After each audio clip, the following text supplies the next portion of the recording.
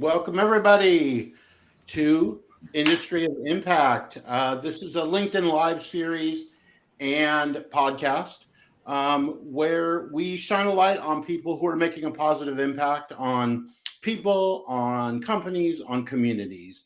And the bottom line is we just love talking to those people. So we go get them so we can talk to them. We like to say, in any industry from industrial to tech, food and bev, consumer goods, doesn't matter. There are people out there that are making a positive impact.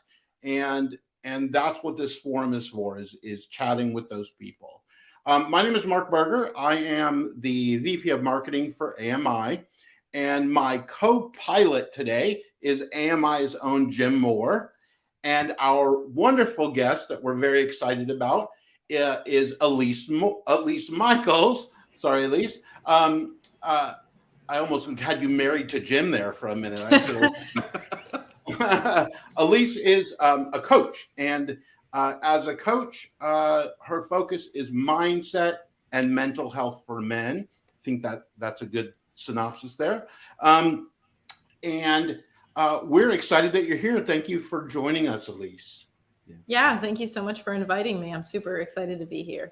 Awesome. I think one of the reasons we're excited. We're in an industry of industrial and operations and manufacturing where very, very male dominated in terms of the amount of men that hold positions like that. So really on target and on point for the people that you serve, which is really cool. I think to kick off, I would love for you to tell us and everybody when you started coaching and then what kind of inspired you to transition into this world. Yeah, so I started coaching officially 3 years ago, and I've been involved in self-help, self-development for my whole life, but probably around 11 years. But I officially started coaching about 3 years ago, and I got inspired to help men because I started my business on LinkedIn, which is where you found me and where we're doing this now, by posting video content. And the only people who reached out to me for help were men. And I was very shocked. I was like, I can't, in my mind, I'm like, why would I be able to help you? I don't know anything about men or what they're going through, right? Like I had my doubts, but I knew what I wanted to help people with was overcoming their pain and their trauma like I had. So I'm like, well, we'll give it a try. And if I know how to help people overcome pain, it shouldn't be too different for men and women. So once I did, I realized that men just don't have a lot of support when it comes to mental health. And I was all in from there. And it was the best decision I ever made. Awesome. Do you think the focus on men from LinkedIn was because it was at that time a very male dominated social media, or do you think that they were just, why men other than that's all that reached out to you? Because it's an interesting focus. Men traditionally have trouble asking for help. And, they have a challenge, I think, a lot of times, especially egos get involved. I've got to be the man of the house, or I've got to be all that. And it is a unique target market. And like Mark said, very heavily dominated in our industry. So I love the fact that there's help out there. For sure. And I didn't target men because that was all I was seeing on LinkedIn. It really was just because they were just reaching out to me. And I think that had more to do with my personality and the way I was putting myself out on LinkedIn. Because when I started my business, I said, I'm going to commit to being authentically myself, and whoever shows up, because I was in a tech company where I had to watch myself and dress very professionally. And I'm just we were chatting before this whole video thing started. I like to make jokes and I like to be very fun. And so I said, I'm just going to do my business however I'm like. And I think that kind of broke the barrier for men to reach out to me because it wasn't so, it was just very open, I feel like. And I also would do videos when I was walking, in my gym clothes and stuff. So I really didn't care.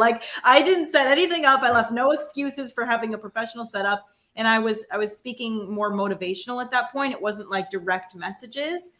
Yeah. So I think that all kind of contributed to it. And once I found out that men needed more support, I started looking into their individual struggles and things that they wanted to overcome. Now, I know for me, and I'm sure for many guys, there's quite a stigma around asking for help. And so what do you say to guys that may have that nagging thing in their head that, yeah, getting that kind of support would help me or could maybe help me, but like, no way, I'm not there. I wouldn't reach out for that kind of thing. How do you help guys get over that stigma? I think my content helps men connect with certain things they're struggling with in their lives. Mm-hmm. And so as opposed to getting help, it makes it feel like something's wrong with us. It makes it feel like we're not capable of doing something. And so I like to reframe it. And that's why I'm a coach, right? Because men connect with coaches. You have your football coach and your basketball coach, and coaches are some of the most influential people in a man's life. So they know that self-improvement, and they can connect with that form of self-improvement, right? It's not necessarily getting help. It's helping yourself get better, right? Like improve every area of your life. It's not just about, hey, I have to be at the very bottom on the edge of, depression or anxiety or suicide to ask someone to support me. It's like, I want someone to help me improve my life. Yeah. That is really good, because so many do wait till they're at the bottom, or they're desperate. I've tried everything else. Well, maybe I ought to get counsel. But this idea of constant improvement is one that's near and dear to my heart. Is, the personal development, the personal growth on a daily basis is what keeps you sharp. It's what keeps you growing. It's what keeps your company growing, your business growing. I love the idea of this coach mentality where you're fine tuning, you're refining, you're growing, rather than you're broken and you need fixed. It's really good. Right. Well, and everybody can relate to that, right? Yeah. So I love, after looking at some of what you offer, maybe you could break down some of the other things outside of just one-to-one coaching that you offer. It seems like community is a big part of how you kind of get guys to look within and self-develop. What else is kind of going on in your community other than just one-to-one coaching? So right now it is very specifically mostly one-to-one coaching. Okay. I was hosting groups, very intimate groups a while ago. Now I have a Facebook group that's private. It's very economic. It's $10 a month. So a lot more people can commune in there. And I just want to address what you said. Community is very important, especially for men, because society-wise, women are encouraged to speak with each other. They can chat freely about their emotions and their feelings to friends, family, whoever. They like chat all the time. They have many outlets. They go to the bathroom together. Yeah, exactly. We can make best friends in the bathroom. Men do not make best friends in the bathroom. You know what I mean? A man tries to make friends with you in the bathroom, you are beating the crap out of him. Probably. We have a problem. Like, it's not happening. So men need to have specific communes to go to have a brotherhood, to feel like it's okay to be themselves, because even in your small friend groups, chances are there's still a piece of you that is not wholly authentic, that is not being vulnerable, because it's your bro, it's your guy, it's who you've got to be tough to. And that's the narrative that I'm kind of trying to help change, is that you don't have to sit there and cry every day. We're not trying to like go from one extreme to the other. But feel comfortable being yourself and knowing that emotions are a human trait, not a genetic male or female trait. And they're there to help you survive. So if you cannot connect with your fellow man, then you will lean on women, specifically your partner. And that puts a lot of pressure and strain on your partner to not only be your spouse, but be your counselor and be your best friend and be your wife and be all these things that she's just not prepared to be, all because you don't feel like you have anyone to go to or talk to. Wow. Yeah. I went off on a being vulnerable is not easy for men to do, especially with their bros, especially with their friends, because they have to be okay. It's, the problem is none of us are ever fully okay. I mean, we're always going through some sort of struggle of some sort at any given moment, whether it's job related or house related or personal related or anything. I mean, we all struggle, right, daily. But that vulnerability, you said it earlier, the word authenticity is very difficult in a society, especially as men who judge men on strength. Mm-hmm. And so it's, but the question is, other than getting them to open up, what are the top 3 challenges that your clients face? What what areas are you helping them overcome? I mean, there are so many areas, but the number one struggle that I see men have is always in relationships.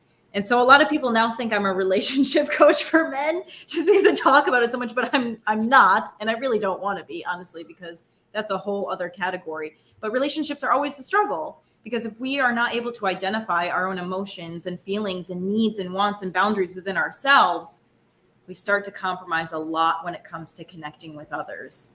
And it affects everything. It affects our romantic relationships, our relationships at work, our relationships with our children. And then we start to see how our children are growing up and exhibiting the same behaviors that we have. And that's how a lot of men kind of come into my atmosphere, because they're like, I'm starting to see now that they're acting like me and I don't like it. Right. And I'm like, okay, well, we're not even going to focus on them. We're going to focus on you. Right. And how we can get you to a good place. Because I agree that all of us go through struggles, but I don't think that everybody goes through struggles every day. And you can tell the difference, because those people who are not will be beaming, right? There's a lightweight joy that is with people who can go through the struggles, who feel supported, and who know that they have true happiness. It's not heavy anymore. And those are the people that give other people hope. Yeah, and I have found, at least in my career, and you correct me if you think I'm wrong in this, but the people who are helping other people are the happiest typically, because they're in the giving mode instead of the taking mode. And I used to counsel depression all the time, and it's like, find someone to be a blessing to. Reach out to someone, be an encouragement, write a note, pray for somebody, call them on the phone and just visit, just to see how they are. Those people are actively being a blessing, are receiving the blessing in return, it seems. Mm-hmm. Yeah, I mean, that's definitely a big part of it. When you feel like you can give, to share, like once you give it away, I think that's what they say. Yeah. Yep. That's good. What a parallel, though, also just to business leaders, because in my opinion, the best business leader is the one who is the best at their relationships with the people that work for them. And that has to be directly tied. And you can tell me if you see this, where people are having issues maybe in their business, how you may uncover or discover or help them discover that the relationships in their personal life are a direct relation to that. Well, absolutely. You hit the nail on the head. How we do one thing is usually how we do everything. Mm-hmm. And businessmen usually don't correlate this, because usually men who struggle in relationships or have anxiety or whatever it is, they usually actually tend to excel in business. But like you mentioned, the relational aspect might be a little bit off. They don't feel like they can fully trust their team. They don't feel fully supported. Their schedule is usually chaotic. They don't have any white space on the calendar for themselves. And then they're also not creating white space on the calendar for their spouse. They don't feel like they can fully shut off when they go home. They wake up in the middle of the night. They're not getting good sleep. So it all goes into each other. And once you fix one thing, which is the relationship you have with self, and setting boundaries and stating your needs and making time for yourself and getting organized, both scenarios clear themselves up. If you're going to give out, you've got to get in. You got to have something to pour out of the cup. If you're not putting something in the cup, you got nothing to pour out. That's really good. Yeah, we can't pour from an empty cup. I tell people they want to be a water fountain. Right? Be a water fountain, because water fountains continuously pour out, but they're always full. That's right. You're pouring out because you're so full, right? But if you're not filling yourself up, you become dry and empty, and then you get angry and resentful, and it's not good for anyone. And you don't see how you could possibly give. Like, you're like, how could I give to you have a breakdown. Yeah. So I know what I typically recommend for personal growth, but I'd love to hear how you recommend that they fill that cup up, how they fill the fountain themselves. What are some things that you recommend for men to do for personal development, for personal growth, so they have something to give? The first thing I always recommend is 10, 15, 20 minutes in the morning by yourself to do one of 10 calming, concentrating activities. And I send a follow-up email to all my clients that kind of gives them a list they can pick and choose, but they're very specific activities such as journaling, meditating, going for a walk without music, that will help regulate your nervous system. something we learn in trauma therapy is that a lot of trauma, a lot of depression, a lot of anxiety is created from a nervous system that is not regulated. And that is a physiological problem, not a logical problem. So we always try to solve the the physiological problems logically because we don't understand how the body is feeling and responding to its environment. So if you can get it to a place of calm, trauma doesn't exist. Anxiety is harder to, come by. Depression is harder to come by. Like, it's much easier to do your daily activities, to think differently when you're regulating your nervous system. So that's always the first thing I tell people. Because if your nervous system isn't regulated, your prefrontal cortex isn't on, not to get too sciencey, but this is what's in charge of logic, of memory, of thinking clearly about things. So that's why you see people who are like always anxious, always chaotic, making these crazy irrational decisions because they're not even igniting the best parts of their brain for decision making. So physicality not only releases physical toxins, but emotional and mental toxins. Yeah. That's crazy. That's good. Yeah. Love it. Yeah. I heard you talk a little bit about the term nurture the masculine, and I was intrigued by that. Can you talk a little bit about what that means to you? Yeah. So masculine and feminine energy is it's like yin and yang, right? Everybody has masculine and feminine energy within them.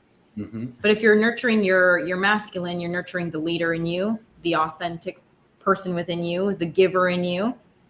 I'm not sure how much you want me to expand on this. So if you have any more detailed questions. I just want to add a question to that. So you don't believe in toxic masculinity, or you? I think toxic masculinity is the societal expectations placed upon men. That they say masculinity is. Like, I see some people be like, I need my man to chop wood and change tires and, be the sole provider and do all this and not show emotions. Like, I think that is toxic because you're expecting someone to be everything and ask for nothing and have no needs and just be a robot. And that's not healthy for anybody. Like, you can be a provider, you can chop wood, you can change tires. If you want, but do you have to be a man? I don't think so. I think that, just like I use this example all the time, like Jason Momoa and The Rock can wear their fingernails painted and no one is going to question their masculinity.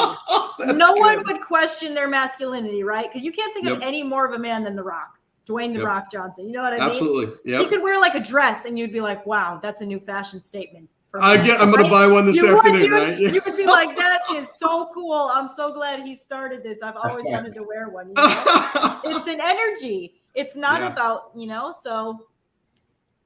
So the expectation is the toxic part of the masculinity. That's really good. I think so, yeah. Society standards and expectations. There's toxic femininity too, I think. Like women have to have a skinny waist and thick thighs and whatever, their nails done and their hair done and like be perfect after they give birth. And like, that's all toxic expectations too. Yeah, but absolutely. We don't talk enough about the men's side, Yeah. How about just being you? A genuine, authentic you, right? Yeah. Wow. You're not called to be an echo. You're called to be a voice. That's got to be the something. preacher has come out today. That's right. He's like throwing out all of these good quotes. What was that? Can you say that word? I feel like I need to write this down. You're not called to be an echo. You're called to be a voice. Wow. Is that in the Bible? No. That's amazing. You make that up? Elise, we need to connect more often, apparently. Wow. Oh, that's good. Well, the issue, and Mark and I kind of talked about this a little bit ahead of time. As a guy, we feel like we're expected to have the answers or to figure it out or to know what we're doing. And if not, well, it's refreshing to know that there are other people out there that know that it's okay to not be okay. Yeah. Because I've talked about this for years, but it's really not all that popular sentiment. It's okay if you're not okay. Now, reach out, get some help. You can be okay. Yeah. I love what you're doing. I really, truly, as a pastor and a counselor for 28 years, I love what you're doing. So, but I have some off-topic questions, Mark. I want to ask her some stuff. I want to address what you just said, though, about So hold that thought. Please don't forget it. Sure. I just want to address what you said about the expectation that men are supposed to have all the answers and have it all figured out. That is exhausting for men and for women, because to be in relationship, I'm speaking just of heterosexual relationships, obviously in this one scenario, but if a man expects that he has to have it all figured out, he tries to create solutions within the relationship by himself and then present them to the relationship. And this is something I was doing as well, as how I know so well about it. My therapist called me out for it. But in relationship, the whole point of being in relationship is to figure things out together.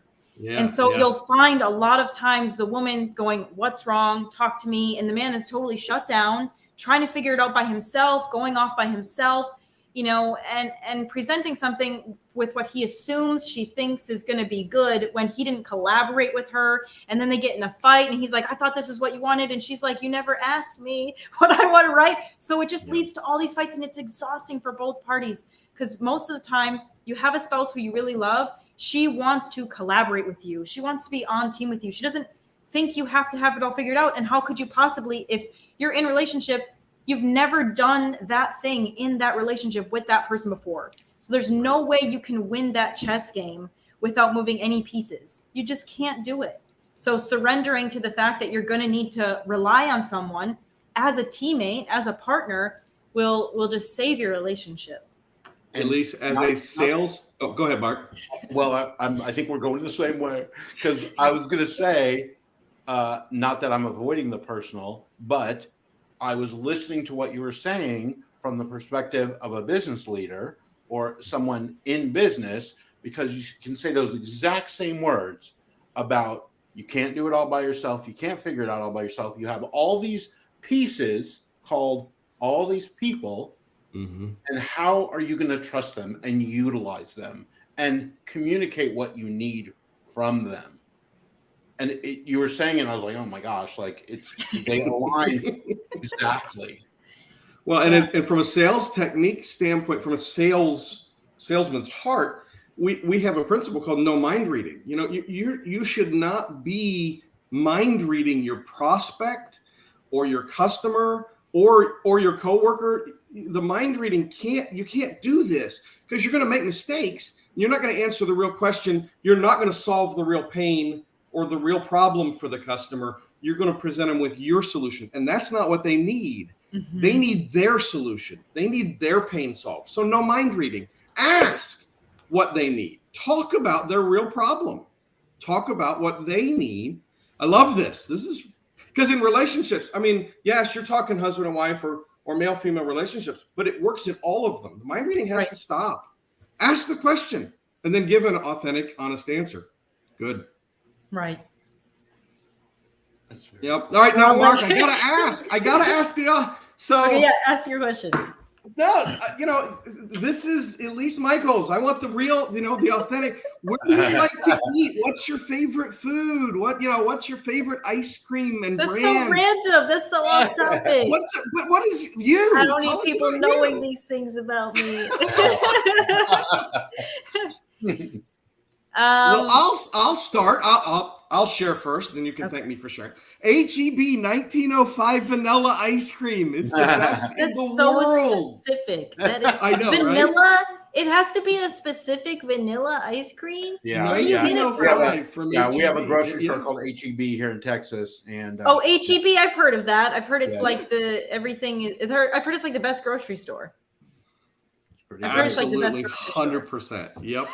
I'll tell you my favorite ice cream flavor, and people have made fun of me for this, but I grew up in Wisconsin, which is why I'm actually glad that you brought up the industry that you guys work with, because I grew up and my dad worked at a paper mill. He worked at Procter & Gamble, actually, when I was younger, making like Charmin toilet paper or something. And that's popular in the Midwest, is like working at factories. And so I totally get that culture. But I grew up in a small town in Denmark, Wisconsin. We have a gas station there, the BP, and they had like a little pizza thing, and they had their own ice cream bar, and they had ice cream there called Raspberry Bash. And it's like a white chocolate ice cream with dark chocolate candy with raspberry filling inside. And I have never, ever been able to find it again. And people make fun of me. They're like, wow, Elise, gas station ice cream. It's really like They're like, you ate pizza from the gas station. I'm like, it's not 7-Eleven from California, okay? It was a small town. Everybody got their pizza from that gas station, okay? Anybody from Denmark, Wisconsin, this could be like, oh my God, she's so right. We had one McDonald's, 3 bars in that gas station, and that's it. That gas station is probably going to now be on Diners, Drive-Ins, and Dives. Dude, that gas, oh my God, I should look it up, dude. I should really do that. It was as long as it's not gas station sushi, we're okay. We're all right. Maybe they have that part now. I'm not sure. One thing we ask, I have at least every guest on Industry of Impact is pineapple on pizza, yes or no? No. Oh. If you like pineapple on pizza, just shame on you. Shame on you. Wow. The mindset coach is shaming us. Dude, if you like pineapple on pizza, there's just like no saving you. There's just like no saving you. No. We were at Pack Expo last week, and I went to Uno Pizza in downtown Chicago, and they have a barbecue chicken pizza with pineapple on it, and it was to die for. It was first really of all, good. Chicago pizza is also awful. Anybody who likes Chicago pizza is disgusting. Why would you put the sauce on top of a crust with the cheese underneath? Makes no sense at all. We have a true. At least we really need to get you out of your shell and learn how to express yourself. You know, you really got. I mean, you asked for the real me, and then you brought up that pizza thing, and I'm not going to hold back, okay? Because that's the truth right there. Oh my gosh, that's so good. So wow, you almost would think you're from New York with that. I know. I have such an East Coast like accent, like don't I? Not accent, but personality. So New York style or Detroit style? We obviously know you don't like Chicago style, so it has to be New York style. I don't know I don't know what those are. I just don't like Chicago. I like any pizza, just not Chicago pizza and not with the pineapple because I don't like savory and sweet. If I want it savory, I like it salty, you know. That's you go. Why, okay. You know. I don't want a juicy fruit on my pizzas, make it all liquidy and weird. That's what it is, dude. It's like the liquid's all dripping all over. It's just disgusting, dude. You need a salty pepperoni and then whatever else you want that's also salty. Best interview ever, Elise. I love it. You can come back on Impact anytime you want. Oh, excellent. I'm happy. You got your Tigger cup out again. This is great. What other questions can I answer? Mark, you said you had personal questions. Well, are we ending? I think we actually covered some of that, honestly. Oh, what did I just do? So I hit a key there. Well, I don't know if this is as much personal as I'm intrigued by the reaction to some of your clients when, like, one of my things that I carry around is a little bit of a is what it is. I know what's coming. I know what you're going to talk to me about. I know what you're going to ask. I know who I am. I know. And I have found that when I do let myself kind of dig in and do some discovery and self-awareness work, that I'm quite surprised when I get to some of the realizations that, I didn't know what I didn't know. And I'm very curious about that. You getting that. I'm sure you've got people you've worked with where you get that kind of reaction and what that means to you as a coach, but you know what it means to them too. Like they're not too sure about uncovering anything at all, or if they even would or could. And then when they get there, kind of that aha moment. Mm-hmm. When people come into my sessions, usually they're at the place of surrender of like, they've connected enough that they've started understanding that they haven't seen everything of themselves. Right. That's the power of content, I think, where you can hit little points that people just never looked at before. And no matter what, no matter how much coaching you've had or how much you've studied yourself, let me ask you if you've just ever seen the back of your head in great detail. Yeah, right. Never, right? We've never seen the back of our head. You can feel it, you know it's there, but like you don't see it, right? So as much as you might be aware of something, you will never be able to like cut your own hair like a barber will, right? I mean, Jim, you don't count, but you know, you'll never be able to massage your head with oil. I don't know.